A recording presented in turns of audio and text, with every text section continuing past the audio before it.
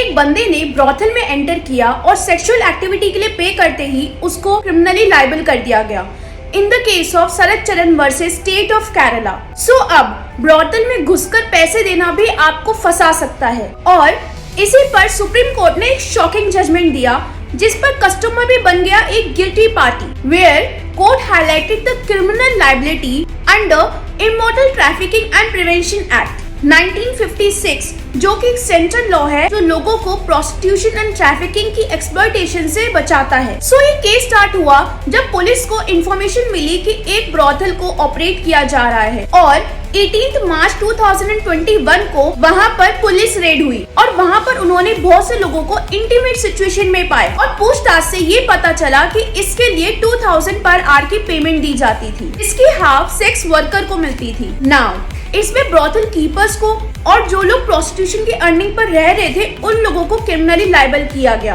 But सबसे shocking तब था जब कस्टमर को भी क्रिमिनली लायबल किया गया। सो इस केस में लीगल इशू ये था कि कस्टमर ने ये बोला कि वो सिर्फ सर्विसेज को यूज कर रहा था and was not a party to a prostitution as a trade. Also उसने बोला कि उस पर सारे लगाए हुए चार्जेस को क्वैश कर देना चाहिए क्योंकि section 3 of immoral trafficking and prevention act के दौरान वो ब्रॉथल को मैनेज नहीं कर रहा था। Also section 4 of immoral trafficking and prevention act के दौरान वो प्रोस्टिट्यूशन से जनरेट हुई इनकम पर नहीं रह रहा था। Section 5 clause 1 of immoral trafficking and prevention act के दौरान उसने किसी को भी प्रोस्टिट्यूशन ट्रेड में फोर्स नहीं किया। Also section 7 of immoral trafficking and prevention act के दौरान उसने प्रोस्टिट्यूशन की एक्टिविटी को किसी भी नोटिफाइड एरिया या प्रोहिबिटेड एरिया जैसे कि रिलीजियस प्लेसेस, एजुकेशनल इंस्टीट्यूशन पर नहीं किया है। Now judgment of the court ने सेक्शन 3 एंड सेक्शन 4 के सारे चार्जेस को क्वैश करते हुए ये बोला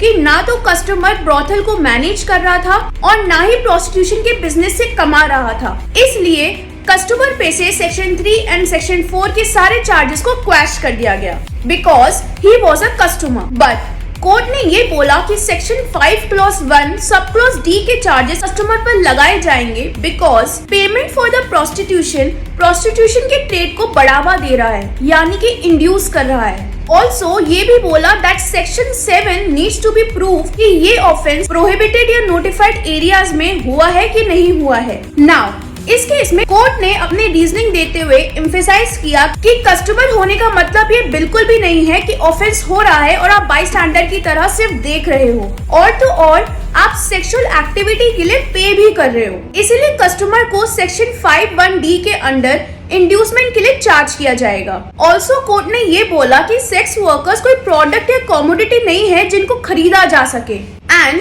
law sex workers and sex services को प्रिवेंट करता है फ्रॉम एक्सप्लॉयटेशन, ना कि उसके लिए लेजिटिमेट मार्केट बनाता है। उसके बाद कोर्ट ने अगेन हाईलाइट करते हुए ये बोला कि ये act exploited and traffic persons की राइट को बचाता है। ऑल्सो कमर्शियल सेक्सुअल एक्सप्लॉयटेशन को भी रोकता है जहाँ पर विक्टिम्स को पनिश ना किया जाए। अब हम जानते हैं कि इस जजमेंट के पास होने के बाद कौन कौन से बड़े चेंजेस आएंगे।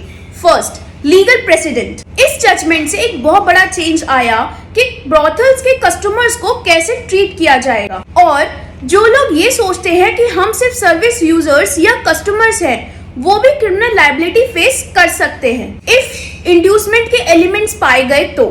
Second, on definition and burden. In cases में कोर्ट्स फैक्चुअल इन्वेस्टिगेशन पर रिलाई करेगी। ऑल्सो सेक्शन 7 को ये प्रूफ करना होगा कि ये ऑफेंस प्रोहिबिटेड और नोटिफाइड एरियाज पर हुआ है कि नहीं। Third, human rights and victims. ये सेक्स वर्कर्स के प्रोटेक्शन को बढ़ाएगा, पर्टिकुलरली जिनको प्रोस्टिट्यूशन में फोर्स किया गया या ट्रैफिक किया गया, क्योंकि कोर्ट के हिसाब से कस्टमर एक इनेबलिंग चेन है जो कि प्रोस्टिट्यूशन और ट्रैफिकिंग को बढ़ावा देता है। Fourth, possible critics and criticism. इस केस में कोर्ट की फेयरनेस पर क्वेश्चन उठ सकता है। Also what about the consent and voluntary sex workers versus force sex workers and इसी वजह से ओवर क्रिमिनलाइजेशन पर भी सवाल उठ सकता है और ये भी चांसेस है कि क्या ये जजमेंट इस ट्रेड को और सीक्रेट और अंडरग्राउंड बना देगी जिससे कि ये और सीरियस हो जाए। नाउ देखने वाली बात ये है कि क्या हायर कोर्ट्स इस इंटरप्रिटेशन पर अग्री करेगी या लिमिट करेगी। ऑल्सो क्या और भी cases section 5(1)(d) and section 7 में फाइल किए जाएंगे एंड द मोस्ट इम्पोर्टेंट कि पुलिस किस तरीके से पेमेंट्स को इन्वेस्टिगेट करेगी और इंड्यूसमेंट को प्रूफ करेगी, और क्या ये इम्प्लीकेशन सेक्स वर्क लॉज को इंडिया में एक ब्रॉडर रिफॉर्म की तरफ ले जाएगी। If you like it then please subscribe to my channel lawyer unplugged. फिर मिलते हैं, बाय।